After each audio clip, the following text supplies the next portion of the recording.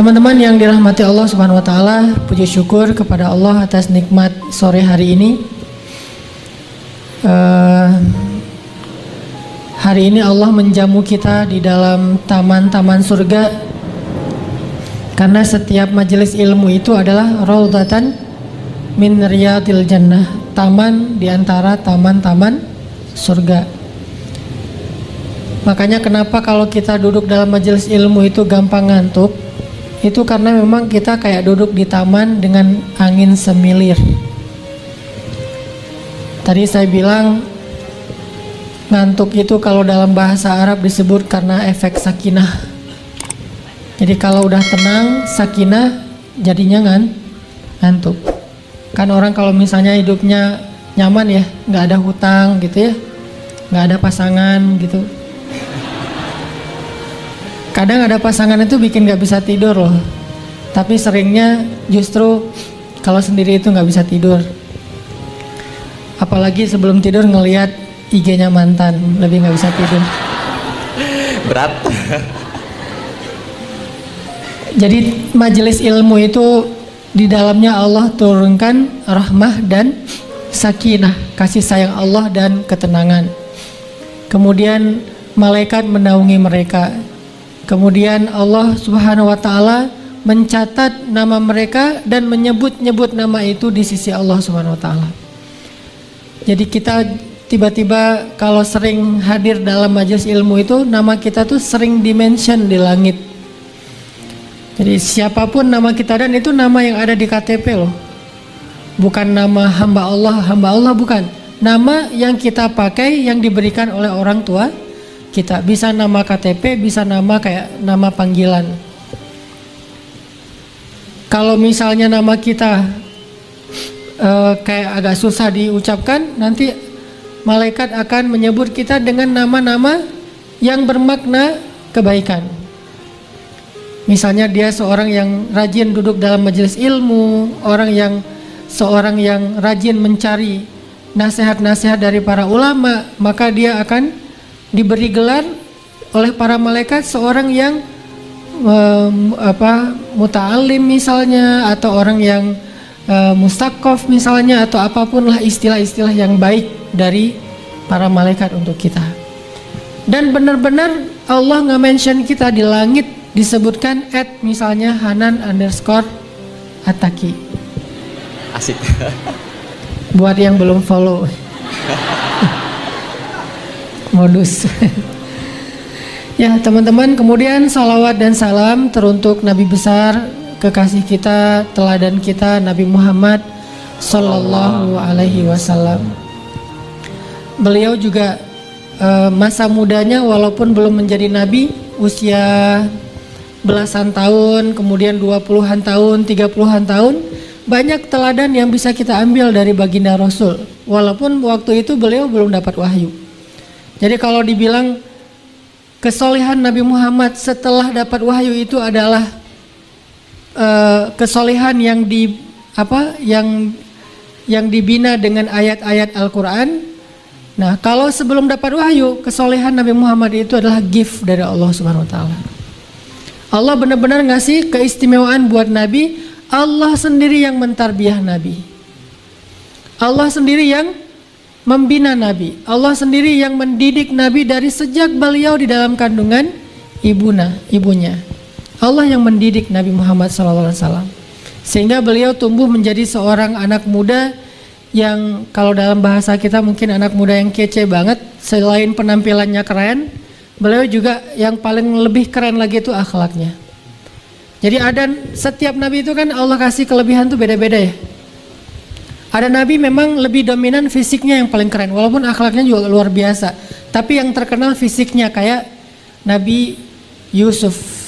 Kan Nabi Yusuf itu, orang cewek ngelihat Nabi Yusuf saking terkesimanya, mengiris tangan berdarah nggak berasa ya.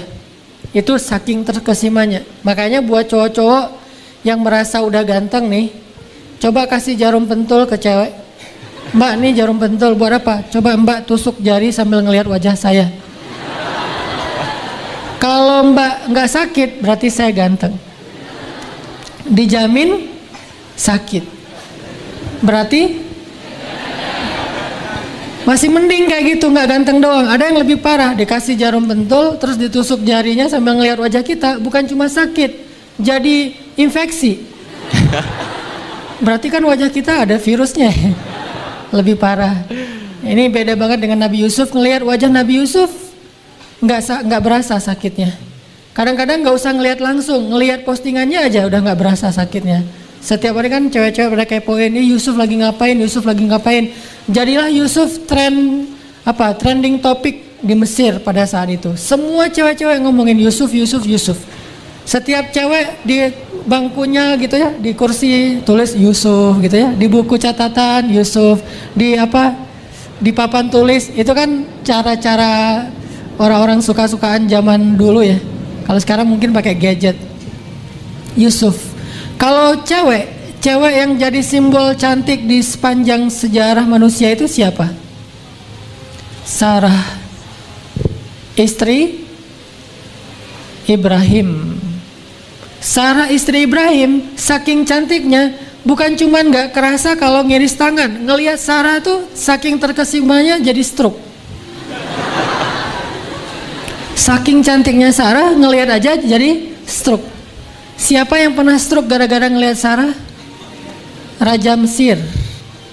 Kan Sarah lagi kayak traveling gitu kan, dari Irak ke Palestina. Nah, jalan bareng Ibrahim, bareng teman seperguruan nama Sarah, namanya Lut, yang kelak juga jadi nabi.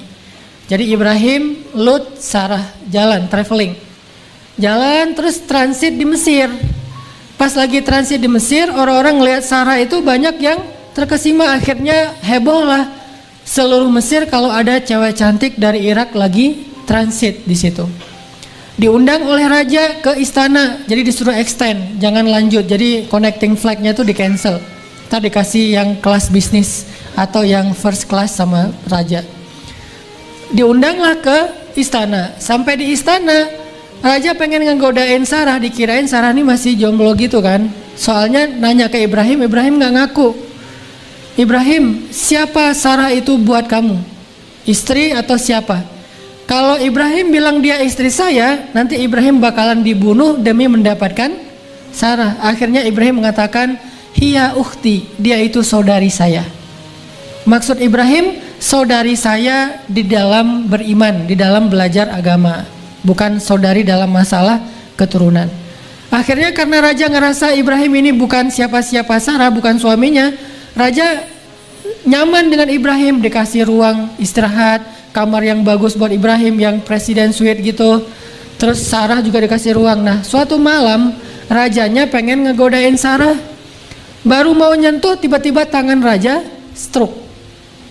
Langsung tangannya lumpuh, nggak bisa ngapa-ngapain. Tubuhnya lumpuh, sehingga rajanya memanggil pengawalnya dan mengatakan, perempuan ini bukanlah perempuan biasa, tetapi dia tukang sihir.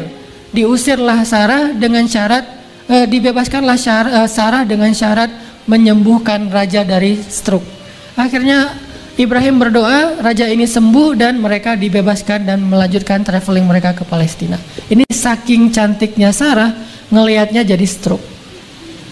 Jadi kalau Yusuf ngelihat nggak berasa sakit, kalau Sarah ngelihat jadi tiba-tiba lumpuh. Ini dua simbol cowok cewek yang paling keren sepanjang sejarah. Paling kece nih. Kalau secara fisik selain wajah nih, secara badan yang paling gagah, cowok paling gagah dalam sejarah manusia itu adalah Musa alaihissalam. Itu paling gagah. Seperti apa gagahnya Musa? Pokoknya kalau ada orang yang paling keren badannya di antara cowok-cowok zaman now, itu masih kalah sama Musa. Karena dia tidak ada ayat tentang kegagahannya. Kalau Musa saking gagahnya sampai turun ayat di akhir surat Al-Ahzab. Sampai Nabi Musa tuh walaupun badannya bagus, beliau nggak pamer. Pakai baju tuh nggak yang segini, atau sengaja nggak pakai baju pura-pura, aduh gerahnya Jogja. Padahal pengen nunjukin badan gitu. Enggak, Nabi Musa itu low profile, orangnya tawadu banget. Walaupun badannya bagus, beliau pakai bajunya kotak-kotak biru dan panjang gitu. Mau saya tunjukin? Enggak lah, kita mah zero pack ya. Nabi Musa itu six pack.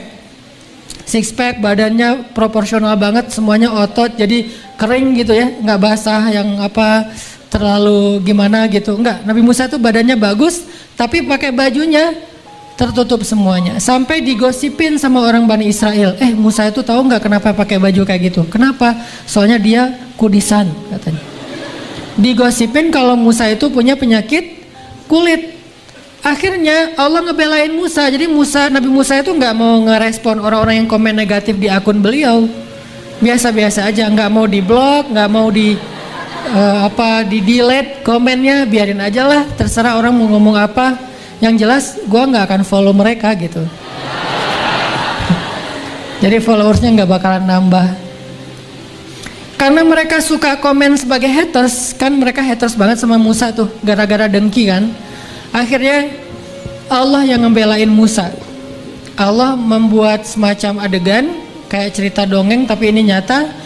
Nabi Musa mandi di sebuah mata air di sebuah sumur, terus meletakkan bajunya di atas batu, dan Nabi Musa mandi pakai celana doang, nggak pakai baju. Itu kayaknya pertama kali Nabi Musa mandi di luar, biasanya di rumah. Kali ini di tengah padang pasir kayak ada mata air gitu, oasis. Mandi, taruh baju di atas batu. Udah mandi, pas mau ngambil bajunya di atas batu, batunya udah pindah. Nabi Musa bingung, lah batunya udah pindah, ngambil galah, mau ngambil baju gitu. Ternyata pas mau digalahin, batunya lari. Kebayang nggak tuh? Batu lari. Kalau di Indonesia itu ada batu belah, kalau di Mesir itu batu lari. Itu legendanya beda-beda. Lari tuh batu kayak ada kaki. Pas batu lari, Nabi Musa karena takut nanti ketahuan badan beliau keren gitu, takut ketahuan ya. Kalau kita takut ketahuan badannya gini. Akhirnya bajunya sempurna gini, kotak-kotak yang longgar biar nggak kelihatannya. Coba kalau badannya bagus pasti pakai baju yang ketat. Ini longgar karena biasa-biasa aja. Bagusnya cuma di mata istri, Batunya lari, dikejar sama Nabi Musa. Saubi hajar, kata Nabi Musa. Baju saya di atas batu, lari. Akhirnya ngelewatin Nadil Qaum. Nadil Qaum itu kalau bahasa kita tempat orang-orang ngumpul. Batu tuh sengaja lagi pengen nunjukin badannya Musa ke orang-orang, dia ngelewatin ada skate park gitu, lewat anak-anak Bani Israel lagi main skate, lagi oli gitu, lagi ngetrik, lewat. Musa lari, wes parkour. Kan Musa larinya bagus banget ya, terus kayak biasa aja gitu lari, loncat antar gedung ke gedung, antar bukit gitu, parkour banget lah pokoknya, udah pro. Belakangnya Red Bull. Kalau zaman sekarang ya, itu udah kelasnya tuh udah kelas Red Bull loh, bukan kelas yang sekedar seru-seruan gak jelas gitu, pencitraan ordai. Itu udah bener-bener Red Bull. Musa lari, wah badan Musa paling bagus, heboh di antara anak-anak street. Lewatin lagi kafe-kafe, orang-orang lagi pada minum kopi itu keselak, lewat Musa lari, wah. Terus cewek-cewek lagi minum jus, wah gitu-gitulah pokoknya. Akhirnya rame aja semuanya ngomongin Musa, dan batunya berhenti di tengah pasar. Jadi ada pasar di tengah-tengah kota gitu, batunya di situ. Musa ngambil baju langsung pakai buru-buru, tapi ibu-ibu udah terlanjur ngelihat gitu ya. Ibu aduh gimana? Ibu-ibu lah ya. The power of mak-mak. Akhirnya terkenal lah Nabi Musa badannya paling bagus di antara Bani Israel. Batunya dipukul sama Musa, terbelah. Musa itu kan juara ultimate fight ya. Emang petarung sejati lah ya. Emang Musa terkenal. Jangankan manusia, malaikat aja kan ditinju sama Musa, buta kan matanya saking kuatnya Musa. Kakaknya aja Harun pas Musa lagi marah ditarik jenggotnya, dilempar sama Musa kayak gini. Jadi kayak di film-film kartun gitu, Krishna atau apalah gitu ya, orang digituin doang. Sampai Harun mengatakan ya ibni akhi gitu, ya ibna ummi, wahai saudaraku, la ta'khuz bilihyati, jangan kau tarik janggutku, takut copot gitu, saking kuatnya Musa. Jangankan udah dewasa, waktu Musa masih bayi aja narik janggut Firaun kan sampai copot kan. Kan raja-raja Mesir dulu kan janggutnya dibentuk segi empat terus panjang gitu kan ya, kayak di cerita-cerita di gambar-gambar. Itu Musa masih bayi digendong sama Firaun, karena Musa nggak rela digendong sama musuhnya.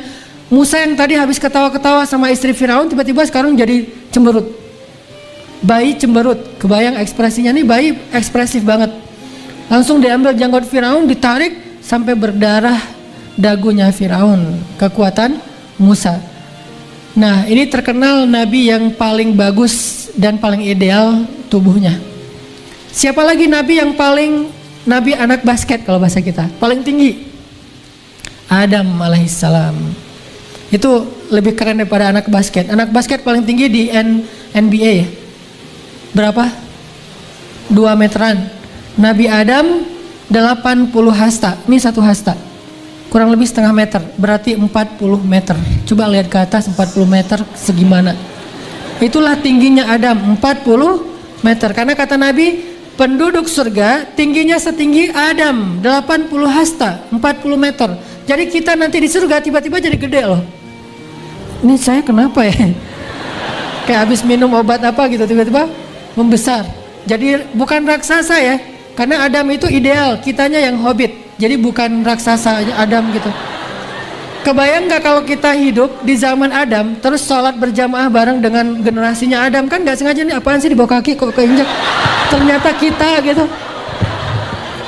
Makanya dibedain kan zamannya antara umat Nabi Muhammad sama umat Nabi Adam. Itu tinggi banget, gagah banget. Terus Nabi dengan kelebihan yang Allah kasih juga suaranya. Siapa? Ayahnya Yusuf, Daud alaihissalam. Ayahnya Sulaiman, Daud alaihissalam. Daud itu Allah kasih mukjizat suara. Jadi bisa dibilang kalau zaman sekarang Daud itu vokalis. Itu legend banget. Siapa vokalis? Sebutlah kayak reggae gitu ya. Ada Bob Marley, jauh lah. Atau siapa misalnya vokalis pop, misalnya ada Michael Jackson, siapa kayak gitu-gitu. Jauh dibandingkan dengan suara Daud. Sehingga sekarang orang kalau suaranya bagus, Nabi Muhammad itu dulu pas ada sahabat namanya Abu Musa al-Ash'ari, anak muda. Walaupun istilahnya Abu itu dalam bahasa Arab bukan orang tua ya. Itu kayak panggilan apa? Panggilan gaulnya lah, panggilan bekennya lah, itu pakai istilah Abu. Jadi kalau misalnya dia punya anak namanya Muhammad, dipanggil Abu Muhammad. Kayak Ali, nama anak laki-lakinya Hasan, dipanggil Abul Hasan. Jadi panggilan beken itu Abu, bukan berarti dia udah tua. Nah, Abu Musa itu anak muda, keren banget, suaranya bagus. Suatu hari Abu Musa baca Al-Quran, Nabi lewat masjid ngedengar suara indah sekali. Akhirnya Nabi duduk di sebelah Abu Musa ngedengerin bacaan Abu Musa. Kata Abu Musa, ya Rasulullah, saya udahan ya. Kata Rasulullah, lanjutkan Abu Musa. Nggak boleh, nggak enak, saya masa bacain Quran di depan orang yang kepada dia Al-Quran diturunkan. Kan nggak, kayak nggak ngerasa salah tingkah banget ya, nggak pede. Kata Nabi, saya suka mendengar dari orang lain. Jadi Nabi juga kadang-kadang suka ngedengerin bacaan orang lain. Dan orang yang Nabi suka dengar bacaannya Abu Musa. Berarti kan keren banget nih bacaannya. Akhirnya Abu Musa baca Quran. Lalu para sahabat di luar datang ke masjid bilang, ya Rasulullah, apakah malam ini malam Lailatul Qadar? Kata Rasulullah, bukan. Kenapa? Kami melihat bintang di langit itu makin lama makin banyak. Jadi kayak bintang itu terus ada satu persatu muncul, terus makin banyak sampai penuh langit dengan bintang-bintang. Terus kata Nabi, itu bukan cahaya bintang, itu cahaya malaikat yang pengen mendengar bacaannya Abu Musa al-Ash'ari. Malaikat aja turun pengen dengerin vokalnya Abu Musa. Itu vokalnya keren banget. Dan dia tuh bener-bener akapela gitu ya, jadi nggak pakai solo lagi, tunggal show ya. Akhirnya dia baca Quran. Setelah selesai Abu Musa baca, malaikat hilang satu persatu, naik lagi ke langit. Dan Nabi mengatakan, laqad utita mizmaran min mazamiri ali Daud. Wahai Abu Musa, Allah sudah memberikan kepada kamu seruling di antara seruling-seruling keluarga Daud. Jadi suaranya seperti suara seruling. Sehingga kalau Nabi Daud berzikir, Nabi Daud bertilawah dengan kitab beliau, maka seluruh makhluk yang ada di sekitarnya itu akan ikut nonton konser single show Nabi Daud alaihissalam. Itu lebih rame daripada Tomorrowland loh. Itu rame banget. Jadi orang tuh kalau Tomorrowland kan datang dari beberapa negara, terus kayak charter pesawat gitu kan ya, sampai di pesawatnya ditulis Tomorrowland Brazil gitu kan, Tomorrowland apa gitu. Ini Tomorrowland dari mana-mana datang pengen nonton single show-nya Nabi Daud alaihissalam. Dan benar-benar suaranya aja udah lebih keren daripada orang nge-DJ. Udah keren banget lah suaranya. Sehingga burung, angin, air, ikan, semuanya berhenti pengen dengar suara Daud alaihissalam. Sehingga Allah menyebutnya ketika Daud berzikir bersama semesta. Berzikir bersama semesta. Kok bisa berzikir bersama semesta? Karena kalau Daud udah bicara aja nih, nggak usah Daud bernyanyi ya, bicara aja itu suaranya tuh udah keren banget. Jadi kalau Daud bikin 1 minute booster itu nggak pakai back sound. Kalau saya kan 1 minute booster pakai back sound ya. Kenapa? Untuk menutupi suara yang masih standar lah ya. Dan kesalahpahaman orang terhadap suara saya. Ini ustazah mana nih kok keren gitu. Pas ngelihat linknya, hah ustazah kok berewokan ya. Jadi ustazah tapi senang main permainan anak-anak street C. Nah kalau saya karena pengen menutupi kekurangan dari suara, pakailah back sound. Kalau Nabi Daud nggak usah pakai back sound. Suara beliau 1 minute booster pasti likersnya itu bisa miliaran. Banyak banget orang yang seneng dengan boosternya Daud. Udah orangnya bijak, lembut, suaranya luar biasa, petarung. Well, dengan legendnya petarung dari barat namanya Goliat. Kenapa disebut Goliat? Karena badannya gede. Dia sama Daud nggak seimbang banget nih. Kayak antara kelas berat dengan kelas bulu terbang. Jauh beda. Tapi sekali ketapel sama Daud, kena di jidatnya, di keningnya Goliat, langsung mati di tempat. Ini Daud ideal banget lah, kelebihannya suara. Ada nabi nanti yang kelebihannya Allah kasih dia kelebihan dalam kebijaksanaan. Jadi dia tuh seorang raja yang adil, dan bukan hanya raja yang adil, diberikan kekuasaan 2 alam, alam manusia dan alam jin. Sulaiman alaihissalam, anaknya Daud. Bapaknya hebat, anaknya hebat. Dikasih kekuasaan 2 alam. Kalau kita kan 1 alam juga nggak berkuasa ya. Kalau ini kita mungkin 1 alam juga nggak bisa ngendaliin orang. Ngendaliin calon mertua aja susah kan, ditolak terus gitu kan ya. Ini ngendaliin jin, kebayang nggak tuh? Jin aja takut sama Sulaiman.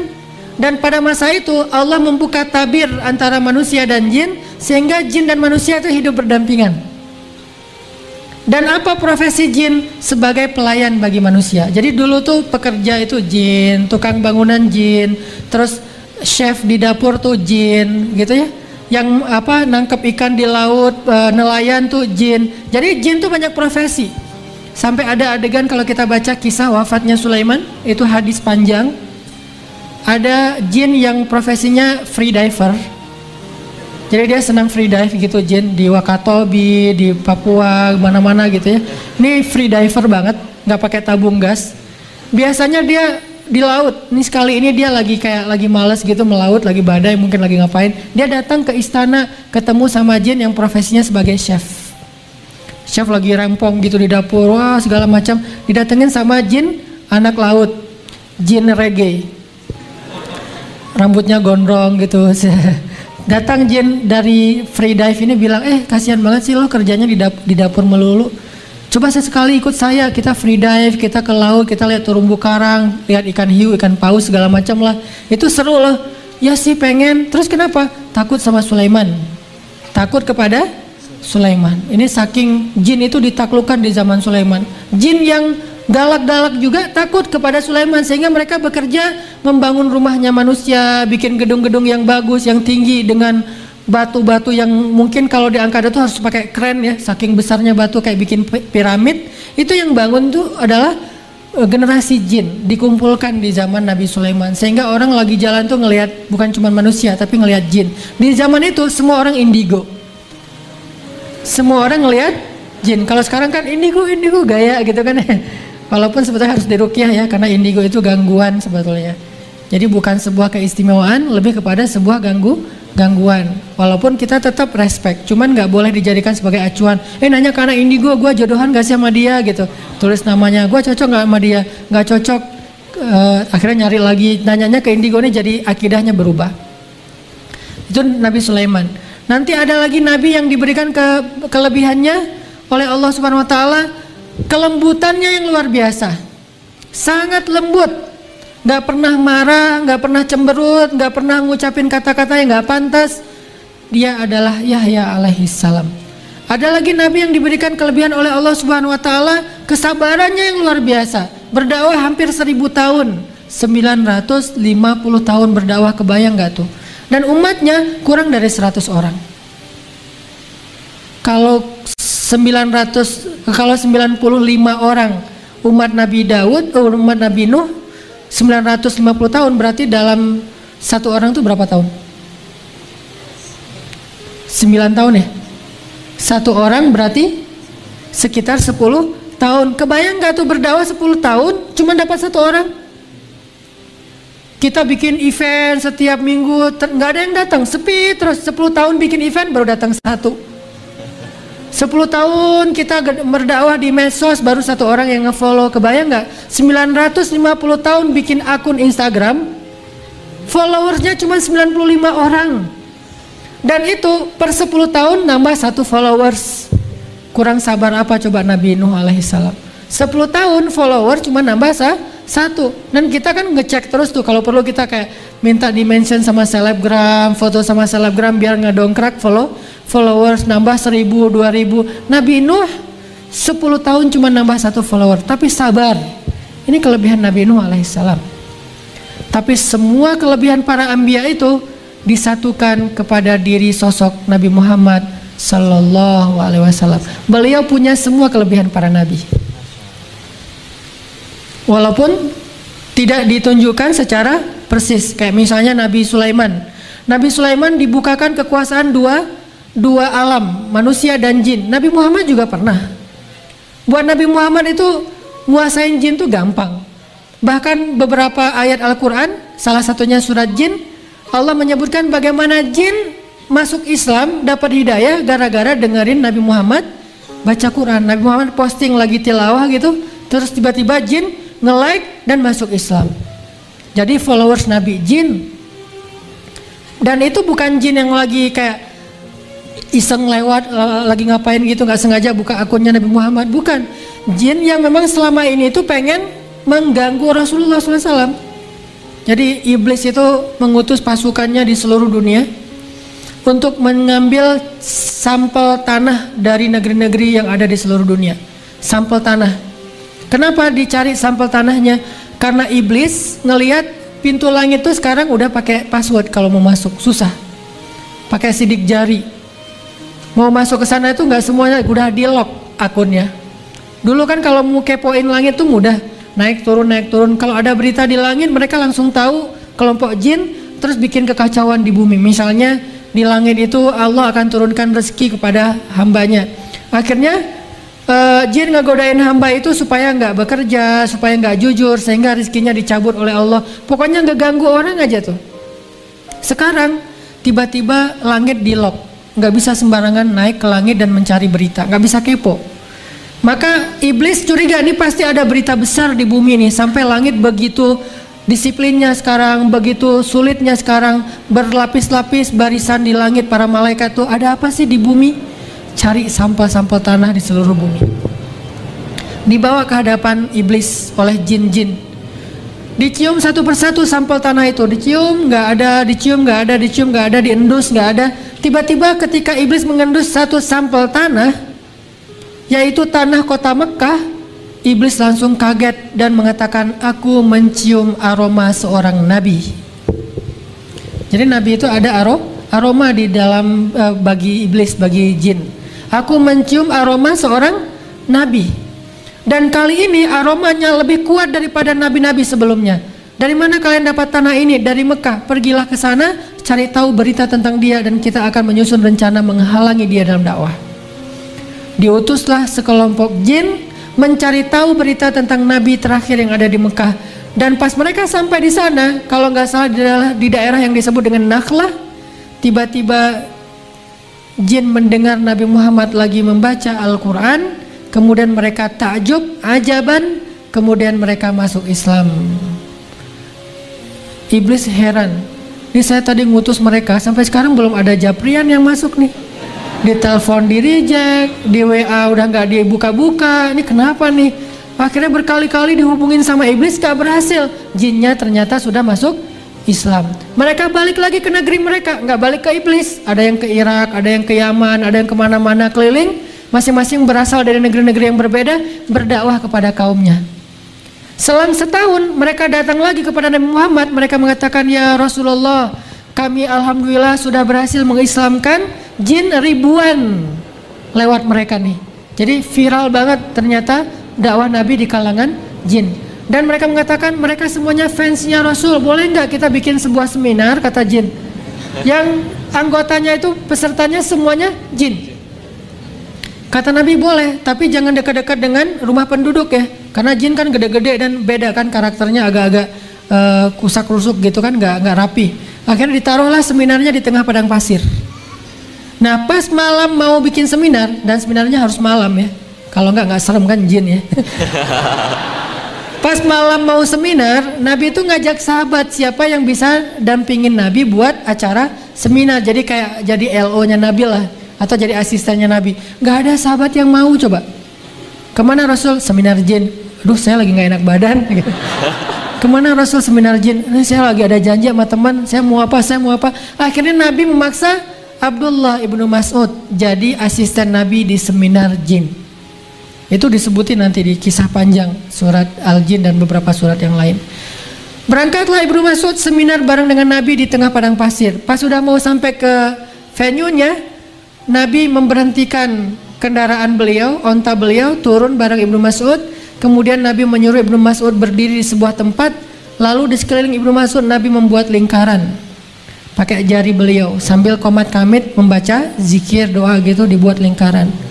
Setelah selesai membuat lingkaran, Nabi bilang kepada Abdullah, ya Abdullah, apapun yang terjadi jangan pernah keluar dari garis lingkaran ini, kata Nabi.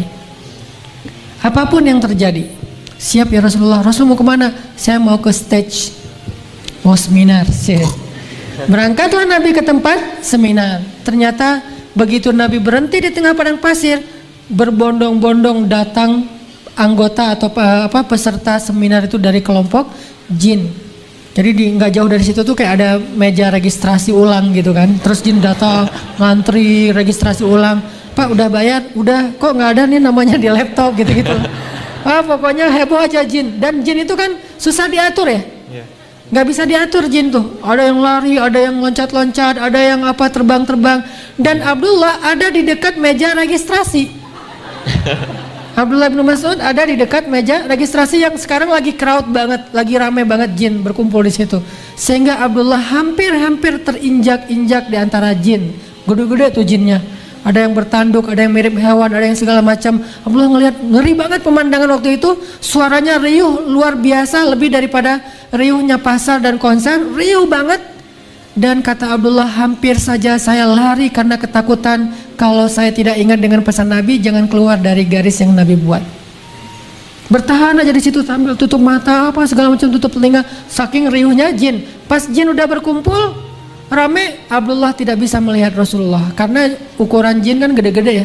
Nabi ada di tengah, jin itu kayak bertawaf. Pokoknya suasananya serem banget. Ini lebih daripada cerita Harry Potter, Lord of the Ring, pokoknya gitu-gitu, ngeri tuh. Setelah lama, mungkin seminarnya kurang lebih 1,5 jam, kemudian ada tanya jawab gitu, selesai. Udah beres tanya jawab, jin satu persatu bubar, terbang balik lagi ke negerinya. Tinggal beberapa kelompok jin yang masih curhat sama Nabi, karena sesi tanya jawabnya bertahap.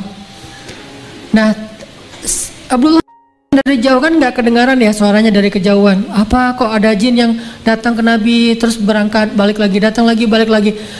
Selesai semuanya, tiba-tiba Nabi naik turun di atas bukit, balik bawa beberapa barang kayak batu atau kayak tulang-tulang gitu. Beres semuanya, jin udah pada pergi, Nabi balik. Nabi terlihat sangat lelah karena nggak gampang mendakwahi jin. Lelah, ngedakwahin manusia aja capek ya, apalagi ngedakwahin jin. Kebayang nggak ngedakwahin temen aja kadang-kadang dibully di grup lah segala macam, dibilang sok suci, Nabi palsu, udah dijamin surga. Nah ini apalagi jin nih. Akhirnya Nabi balik ngelewatin Abdullah bin Mas'ud, terus Nabi menghapus garis yang tadi dibuat. Ya Abdullah, sekarang udah boleh keluar. Apa yang terjadi Abdullah? Ya Rasulullah, kalau nggak ingat dengan pesan engkau, saya sudah lari tadi. Kata Rasulullah, seandainya kamu keluar selangkah saja dari garis ini, maka kita nggak akan ketemu lagi sampai hari kiamat. Kenapa? Dibawa lari sama jin. Ini kok lucu banget sih, unyu-unyu bawa lari boneka gitu kirain.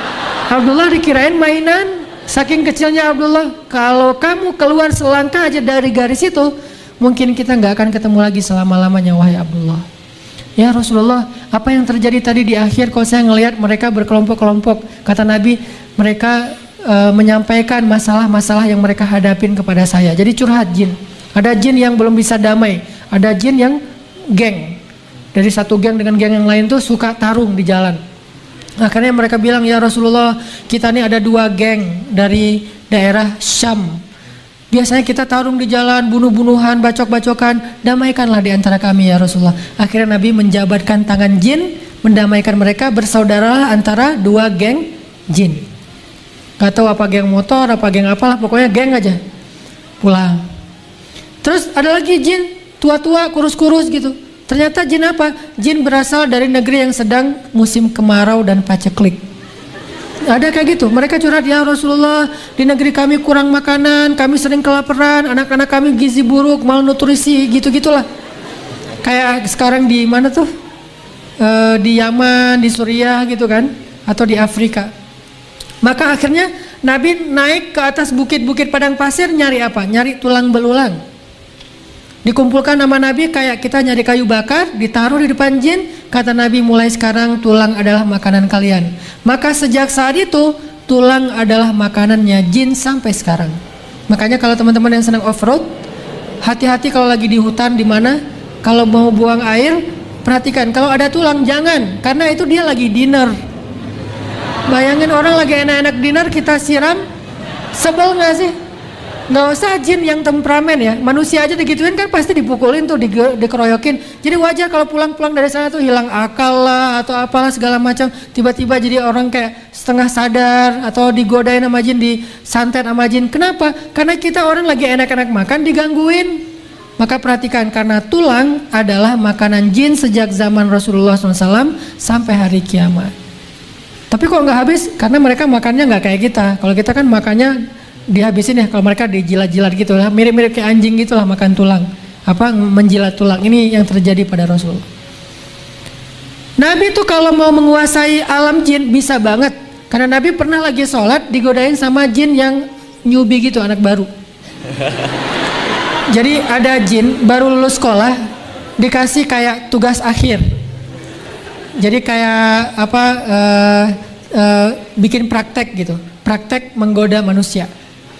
Keluarlah dia dari kampusnya, pengen godain manusia, salah milih targetnya Rasulullah. Iblis aja nggak berhasil, nih anak baru menggodain Rasul. Jadi dia kayak nggak nanya-nanya dulu ke kakak kelasnya, siapa nih orangnya, deh asal godain aja. Nabi lagi sholat malam, didatengin sama anak baru, masih culun gitu kan gaya-gayanya tuh, nih gua godain nih. Pas dia datang, Nabi nggak kegoda sama sekali, biasa aja. Dia udah gini-gini di muka Nabi apa segala macam. Nabi khusyuk. Begitu Nabi selesai sholat, lihat ke arah dia kaget, kok Nabi ngelihat saya ya, kirain nggak kelihatan gitu. Dipegang sama Nabi tangannya, jangan ampun, saya anak baru, saya baru belajar kak, gitu.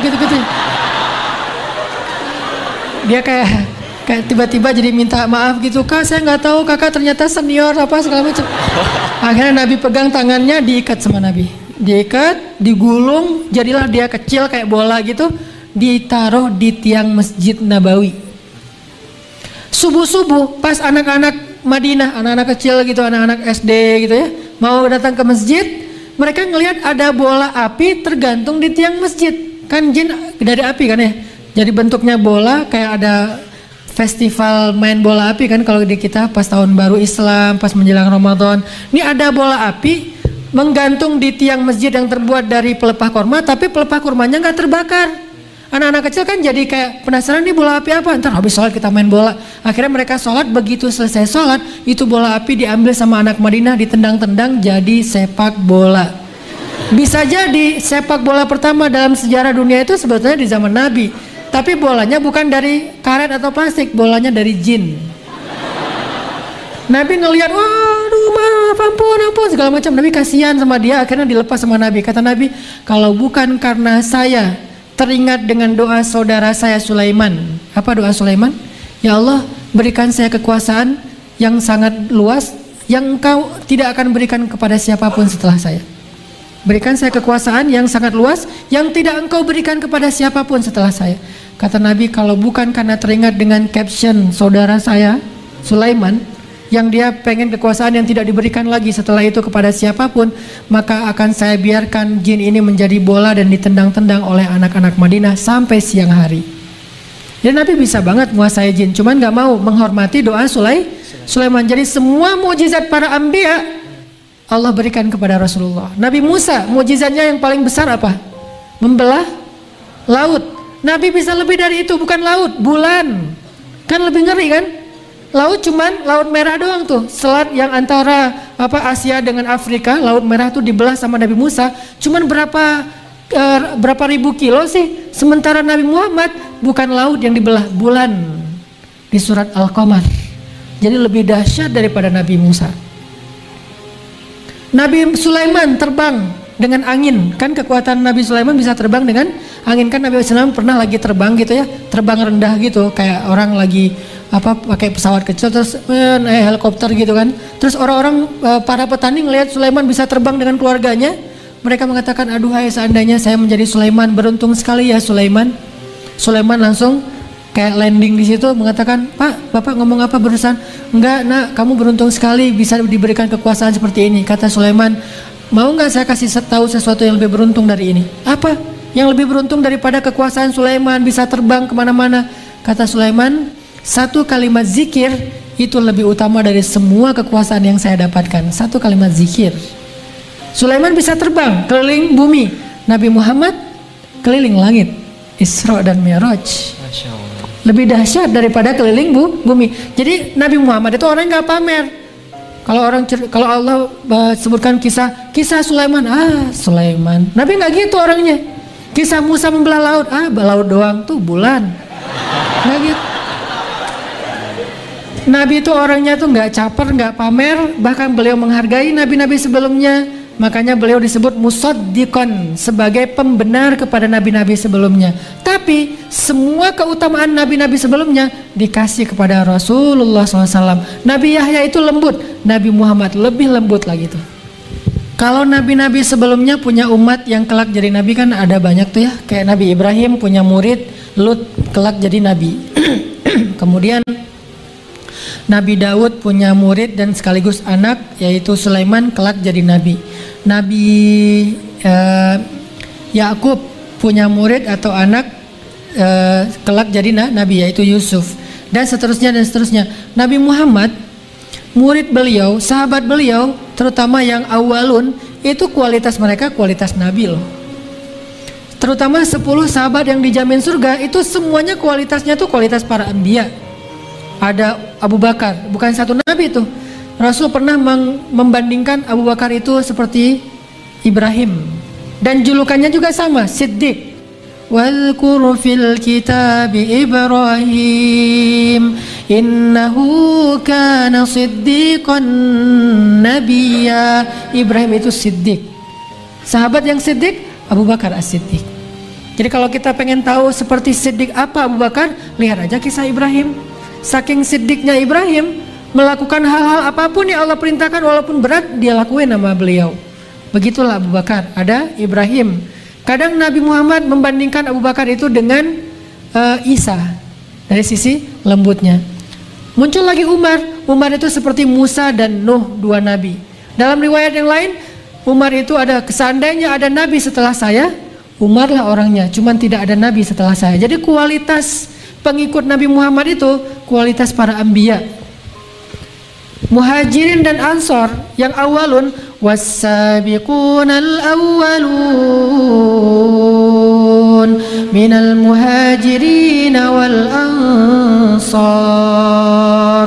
Muhajirin dan Ansor, terutama yang ikut dalam hijrah dan bai'ah Aqabah 1 dan 2, kurang lebih sekitar 1000 orang, itu semuanya kualitasnya kualitas para anbiya.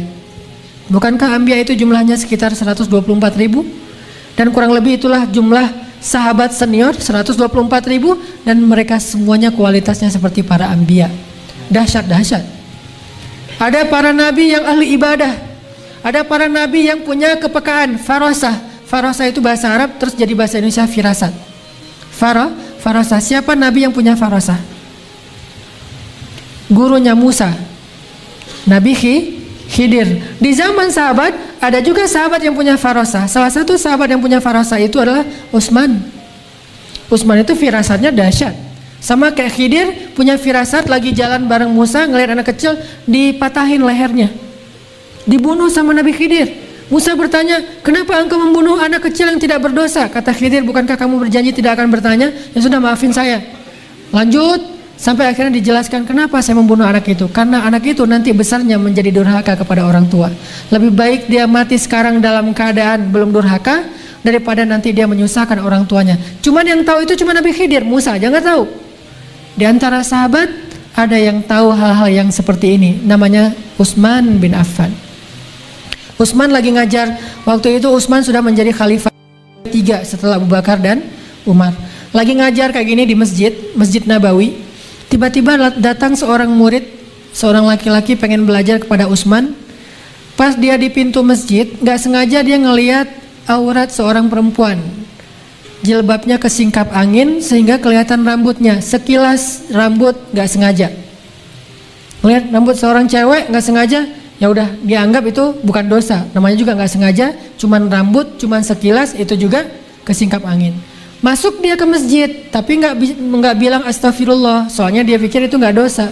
Begitu dia masuk ke dalam masjid, duduk di antara jamaah, tiba-tiba Utsman berkata, "Kenapa ada yang baru datang ke dalam majelis kita, sedangkan di matanya masih ada bekas dosa? Kenapa ada yang hadir dalam majelis kita, sedangkan di matanya ada bekas dosa?" Dia kaget, langsung dia berdiri lagi mengatakan, "Ya Amirul Mukminin, wahai Utsman, apakah telah turun wahyu kepadamu setelah Rasulullah?" Maksudnya, gimana Anda tahu saya baru saja melihat dosa sementara tidak turun wahyu kepada Anda? Apa kata Utsman? "Ittaqu farasatal mu'min." Hati-hati dengan firasat orang yang beriman. Orang yang beriman yang udah ininya luar biasa, kepekaannya itu tinggi teman-teman. Sampai bisa tahu hal-hal yang kita tidak tahu. Itu Utsman bin Affan, seperti Khidir. Atau bahkan banyak ulama yang mengatakan Khidirnya sahabat Ali bin Abi Thalib. Itu Khidirnya sahabat yang tahu hal-hal yang spesial. Ada lagi yang mengatakan Khidirnya sahabat Abdullah ibnu Abbas. Abdullah ibnu Abbas, dia bukan hanya tahu tafsir, tapi dia juga tahu takwil. Takwil ini susah loh. Takwil ini tidak dipelajari dengan ijazah Al-Azhar, LC, MA, doktor, itu nggak tahu takwil. Taunya tafsir. Kan di kampus itu ada namanya jurusan tafsir ya. Tidak ada kampus jurusan takwil. Pernah dengar? Ada fakultas takwil. Paling-paling ada buku takwil mimpi ya. Walaupun isinya bukan takwil, sebetulnya tafsir. Takwil itu bukan dipelajari dengan teori. Takwil itu dipelajari dengan iman. Kekuatan iman, kepekaan batin membuat seorang bisa mentakwilkan sesuatu lebih daripada orang lain. Ini nih takwilnya Ibnu Abbas. Dan gak heran karena Ibnu Abbas dapat doa Nabi, "Allahumma faqihu fiddin wa 'allimhu ta'wil." Ya Allah, fahamkan anak ini tentang halal dan haram, ajarkan dia takwil dalam agama. Takwil. Takwil itu kalau di zaman Nabi Muhammad itu kayak menerka atau menebak masa depan. Bukan meramal ya, karena kalau meramal bisa benar bisa salah. Ini menyampaikan berita masa depan apa yang akan terjadi. Itu Nabi Muhammad bisa. Sampai Nabi Muhammad SAW mengenal seorang sahabat, seorang tabi'in yang gak kenal dengan beliau, yang gak pernah bertemu dengan beliau, tapi Nabi Muhammad menyebut namanya. Namanya siapa? Uwais Al-Qarani. Jadi teman-teman, generasi sahabat itu kalau kita mau lihat dari sisi anak muda, mereka adalah generasi yang 90%-nya anak muda dan semuanya itu keren-keren. Kualitasnya apa? Kualitas para nabi. Kalau perempuannya, ada di antara sahabat 2 perempuan sempurna yang di dunia cuma ada 4.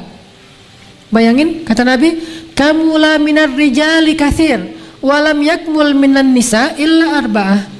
Laki-laki sempurna itu banyak, yaitu para nabi 124.000. Tapi tidak ada perempuan yang sempurna kecuali 4. 4 ini, 2 yang pertama beda zaman. Satu di zaman Fir'aun, yaitu istrinya Fir'aun, Asiyah. Satu lagi di zaman Nabi Isa, yaitu ibunya Musa, Maryam. Beda zaman jauh kan antara Musa dengan Isa. 2 lagi satu zaman, saking spesialnya zaman itu, Khadijah dan Fatimah, ibu dan anak. 4 perempuan yang sempurna, Asiyah istri Fir'aun, Maryam anak Imran, Khadijah anak Khuwailid istri Rasulullah, dan Fatimah anaknya Rasulullah SAW. Bertemu di satu zaman 2 perempuan yang paling sempurna. Ketemu lagi tuh anak dan ibu lagi tuh. Saking spesialnya generasi ini. Fatimah, perempuan yang kalau dibandingkan dengan perempuan sebelumnya cuma bisa dibandingkan dengan Siti Maryam. Khadijah, Aisyah yang sama-sama dapat salam dari Allah. Allah mengutus malaikat Jibril cuman pengen ngasih salam buat Khadijah. Mengutus Jibril cuman pengen ngasih salam buat Aisyah. Datang Jibril ke rumah Khadijah. Waktu itu Khadijah lagi di dapur. Tok tok tok, assalamualaikum. Jibril kan kalau datang ke bumi itu menjelma sebagai seorang laki-laki yang sempurna ya, cowok keren banget. Tok tok tok, assalamualaikum. Waalaikumsalam. Nabi tahu suara Jibril, langsung dibukain sama Nabi. Jibril, masuk Jibril. Masuklah Jibril, duduk di ruang tamu. Gak lama kemudian Jibril menyampaikan berita, Nabi ketawa. Kemudian Jibril minta izin pamit, langsung pulang naik ke langit. Gak lama kemudian datanglah Khadijah. Apa yang dikatakan Jibril tadi? Ketika Jibril datang menemui Rasulullah, Jibril mengatakan, ya Rasulullah, sebentar lagi Khadijah akan datang membawa roti dan madu. Kalau dia berikan roti dan madu itu kepadamu ya Rasulullah, sampaikanlah kepada dia, Allah menitipkan salam untuk Khadijah. Allah ngasih salam buat Khadijah. Kurang istimewa apa coba? Kita dapat salam dari seseorang aja udah kegeeran minta ampun ya, sampai oleng naik motor gitu ya. Ini dapat salam dari Allah Rabbul Alamin, pencipta alam semesta. Dan Allah gak sembarangan nitip salam, pasti orang terpilih banget. Khadijah titip salam untuk Khadijah dari Allah. Kemudian dari Jibril juga titip salam buat Khadijah. Begitu Khadijah datang dengan wajahnya yang soleha dan berseri-seri, Rasulullah makan dulu ya, disiapin sama Khadijah rotinya. Rasulullah senyum-senyum melihat Khadijah. Khadijah juga heran, Rasulullah ada apa kok senyum-senyum, gak biasanya kayak gitu. Kata Rasulullah, Khadijah, panggilan Khadijah itu DJ. Karena orang Mesir itu manggil bahasa Mesirnya Khadijah itu Khadijah. Jadi panggilannya di DJ, tapi nggak gitu ya. DJ aja gitu. Khadijah, barusan Jibril baru aja pamit pulang. Tadi dia di sini. Oh gitu, ada apa ya Rasulullah? Kata Khadijah. Dia menyampaikan Allah menitipkan salam kepada Khadijah. Begitu juga dengan Jibril. Khadijah langsung terharu dan mengatakan, Allahumma antas salam wa minkas salam wa ilaika ya'udus salam wa ila Jibrilis salam wa alaika ya Rasulullah as-salatu wassalam. Itu asal muasal kata kalimat Allahumma antas salam. Khadijah. Sekarang itu zaman sahabat. Fatimah juga kayak gitu. Fatimah ini luar biasa, perempuan yang tidak ada duanya sampai akhir zaman. Satu-satunya yang sebanding dengan Fatimah cuman Maryam. Dan keistimewaan Fatimah apa? Dia cewek cantik, masih muda, tapi nggak kenal cowok kecuali ayahnya. Jadi kalau kita periksa di list kontak handphonenya Fatimah, nama cowok cuma ada satu, Rasulullah. Followersnya cewek semuanya, followers cowok cuma satu doang, kelak, Ali bin Abi Thalib suaminya. Ini kerennya Fatimah. Dan bahkan ketika Nabi lagi sakit keras di atas pangkuan Aisyah, mungkin Nabi sering dipeluk oleh Khadijah, tapi wafatnya di atas pangkuan Aisyah. Masing-masing punya keistimewaan. Nabi berbisik kepada Fatimah, Fatimah tertawa. Nabi berbisik, Fatimah menangis. Nabi berbisik kepada Fatimah kedua kalinya, Fatimah tertawa. Aisyah aja nggak tahu isi berbisiknya Nabi kepada Fatimah. Jadi ini Aisyah, Nabi tidur di atas pangkuannya, panggilkan Fatimah. Fatimah dipanggil Rasulullah. Akhirnya Fatimah dengerin. Tiba-tiba Fatimah menangis. Nabi berbisik lagi dengerin. Tiba-tiba Fatimah ketawa. Aisyah kan penasaran banget kan, kepo banget ya. Gua kan istrinya kok nggak dikasih tahu gitu ya. Begitu Nabi SAW udah selesai, Aisyah nanya kepada Fatimah, Fatimah, tadi Nabi bisik apa sama kamu? Kan rahasia, kata Fatimah. Ah kamu mah gitu ya. Udah aja. Cuman nggak pakai mah, nggak bahasa Arab nggak ada. Begitu Nabi udah wafat, ternyata Aisyah tuh nggak selesai, masih nyimpen. begitu Rasulullah udah wafat, Aisyah datang ke rumah Fatimah. Fatimah, tolong dong ngasih tahu apa yang dulu Nabi bisikan kepada kamu. Kata Fatimah, ya udah kalau sekarang Nabi sudah wafat berarti bukan lagi rahasia. Nabi mengatakan sebentar lagi beliau akan kembali kepada Allah, karena Allah memberi pilihan antara tetap bertahan dengan keluarganya atau kembali kepada kekasihnya. Nabi memilih kembali kepada kekasihnya. Itu membuat saya menangis. Terus yang kedua kata Nabi, wahai Fatimah, engkau kelak di surga menjadi ratunya para bidadari surga. Maka saya tersenyum dan tertawa. Itu Fatimah. Dalam riwayat yang lain, Fatimah dikatakan oleh Rasulullah, ya Fatimah, anakku, putriku, bidadari surga, kata Nabi. Nabi kalau bilang bidadari itu bukan gombal ya, benar-benar bidadari surga. Kata Fatimah, ya Rasulullah, bagaimana dengan suamiku Ali? Jadi dia nggak mau masuk surga sendiri, pengen bareng dengan Ali. Bagaimana dengan suamiku Ali? Ali itu adalah anak muda surga terbaik. Bagaimana dengan anakku Hasan dan Husain? Mereka adalah pangeran-pangeran surga, kata Nabi. Jadi satu keluarga itu semuanya dikasih surga, dan mereka diberikan sebuah istana, kata Nabi, yang kubah istananya itu terbuat dari zamrud, terbuat dari permata-permata terbaik yang ada di dalam surga. Spesifik istananya Fatimah. Ini perempuan yang keren banget, cewek ABG yang keren banget. Nanti ada lagi sedikit lagi mungkin ya, ABG keren. 2 aja, cewek, Aisyah dan Sofia. Ketika Nabi menikah dengan Sofia, umur Sofia itu baru saja beres acara Sweet 17, 17 tahun. Itu Sofia nikah sama Nabi. Aisyah umur waktu itu 16 tahun. Jadi Sofia itu kayak kakak kelasnya Aisyah setahun lah. Sofia kelas 3 SMA, Aisyah ketua OSIS gitu kan, kelas 2 atau wakil ketua OSIS. Jadi berdua nih, usianya paling dekat.